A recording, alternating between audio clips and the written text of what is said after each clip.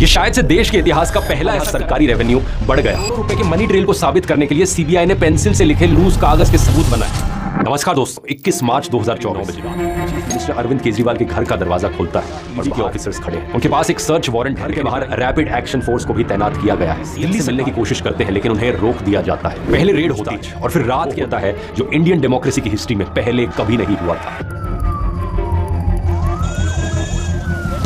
को गिरफ्तार कर लिया जाता है। अरविंद केजरीवाल अगले 10 दिन ईडी कस्टडी, उसके बाद तिहाड़ जेल। ये सब इसी की वजह से इंडिया की सब एजेंसी सीबीआई और ईडी, ज्यादातर मेन स्ट्रीम मीडिया, सभी टीवी न्यूज चैनल्स, सबने कह दिया था कि यहां पर करोड़ों रुपए का भ्रष्टाचार हुआ है। लेकिन अब 2 साल बाद जब कोर्ट की जजमेंट आई तो पता चलता है कि कहानी कुछ और ही है। ये पूरा केस सीबीआई के पास सबूत के तौर पर दिखाने के लिए कुछ कागज पर पेंसिल से कुछ लिखा हुआ था। एविडेंस इतना कोई ट्रायल के लायक भी नहीं लगा। सभी आरोपियों को डिस्चार्ज कर दिया जाता है। लेकिन दिक्कत बस एक थी, इन सभी आरोपियों ने महीनों तक, सालों तक जेल में सजा काटी थी। बिना यह कि आखिर इतनी बड़ी साजिश कैसे रची गई कि झूठे केस में फंसाकर एक चीफ मिनिस्टर तक को जेल भेज दिया गया। इस कोर्ट की जजमेंट में ऐसी ऐसी चीजें लिखी गई हैं जिन्हें सुनकर आप सही में चौंक जाओगे, जिनकी बात अब आपको मीडिया में कहीं नहीं सुनाई देगी, क्योंकि अगर वो इसकी बात करने लग गए तो वो खुद ही सबसे पहले एक्सपोज हो जाएंगे।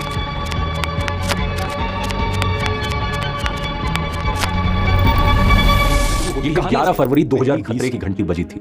किसके लिए बजी थी ये आप जल्द ही जान जाओगे। इस दिन के नतीजे आए थे और आम आदमी पार्टी ने 70 में से 62 सीटें जीतकर दूसरी बार सरकार बनाई थी। दिल्ली वालों, गजब कर दिया आप लोगों ने।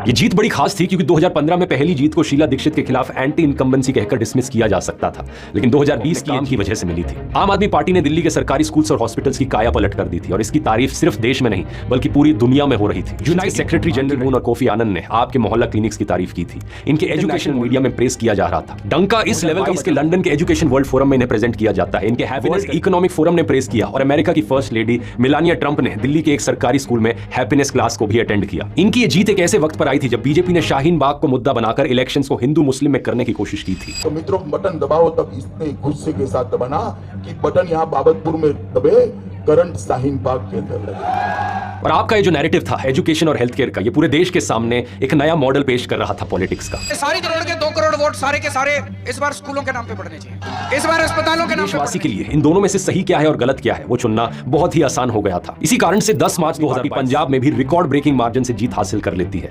117 में से 92 सीट्स। 2012 में बनी इस पार्टी ने सिर्फ 10 सालों के अंदर अंदर 2 राज्यों में अपनी सरकार बना ली थी और यही दूसरी खतरे की घंटी थी। पंजाब जीत के बाद आपको हिमाचल प्रदेश में भी बड़ा सपोर्ट मिलने लगता है। पार्टी सभी 68 सीट्स पर चुनाव लड़ेगी। इस मिशन का क्लिनिक्स के आर्किटेक्ट सत्येंद्र जैन को। ये नाम याद रखना क्योंकि आगे की कहानी में बहुत रेलेवेंट होगा। अब हिमाचल तो फिर भी सेकेंडरी फोकस था। पंजाब जीत के बाद आपका प्राइमरी फोकस बनता है गुजरात। 2 अप्रैल 2022 महीने के भीतर भीतर अरविंद केजरीवाल और भगवंत मान गुजरात पहुंच जाते हैं। केजरीवाल ऐलान करते हैं कि दिल्ली और पंजाब के बाद अब गुजरात में करप्शन खत्म करने का समय आ गया है। गुजरात को जिताने के लिए आए हैं, गुजरात से भ्रष्टाचार खत्म करना है। पार्टी बड़े जोरों शोरों गुजरात की सभी सीटों पर अब वो चुनाव लड़ेगी। गुजरात को मोदी होता है। यहां सीरियसली कंटेस्ट करने का मतलब था मोदी की सो कॉल्ड इनविंसिबल इमेज को सीधा टक्कर देना। ये तीसरी और आखिर में एक मनी लॉन्ड्रिंग का केस था जो सीबीआई ने फाइल किया था अगस्त 2017 में।